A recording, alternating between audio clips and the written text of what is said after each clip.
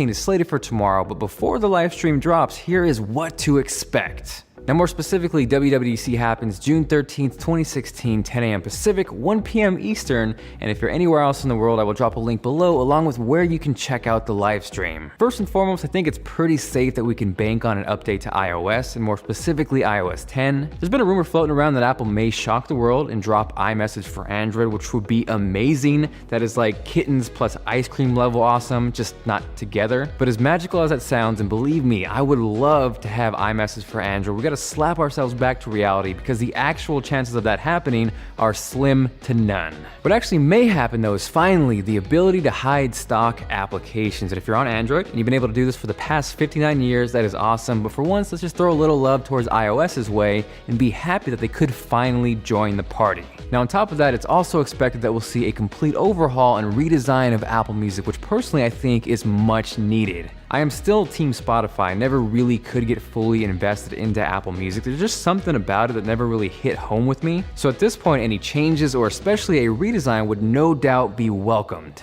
Beyond that, I think it's also safe to say that we'll see improvements and updates to Apple Pay. And what has me intrigued is the potential for person-to-person money exchange. So that way, if your friend has money for fake mustaches and won't pay up, now you can collect through iMessage. Morning. Now, less concrete iOS 10 rumors include potentially the addition of more 3D touch gestures. This dude, Sam Beckett, has a really sweet concept video which shows how it could work in Control Center. And honestly, if that did happen where you could dive deeper and get access to various layers of control, that would be amazing. The concept video also shows what a dark theme could look like on iOS 10. And again, much like iOS for Android, it would be amazing if that happened, but I would not put your money on it. Following that, the next big update you can expect at WWDC is OS X 10.12, which may not be called OS X 10.12. What that actually means is there's a good chance we'll see a name shift from OS X to simply macOS, which will line up more consistently with tvOS, watchOS, and of course, iOS. The bigger variable than that though is the name. We all know Apple ditched the cats a while back, but are they going to continue with the California National Park theme? I mean, I could see Craig in his beautiful, beautiful hair up there on stage saying, "Welcome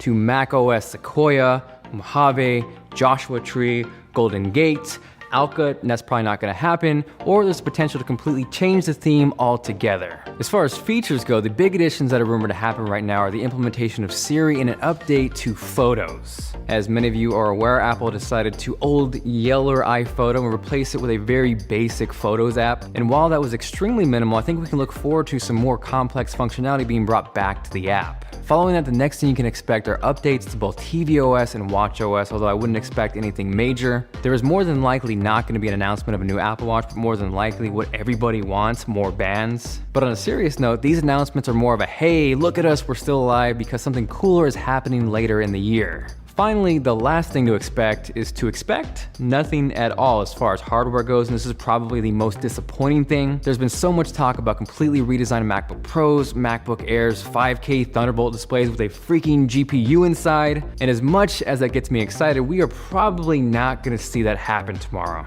On the bright side, however, I do think at some point this month we are going to see updated MacBook Pros, so definitely make sure to subscribe if you want to stay up to date on that. Or if you're feeling a little down, just take a look at this beautiful retro MacBook, which you have a chance to win. Details on that are down below, and if you can't watch the stream but want to stay updated, make sure to follow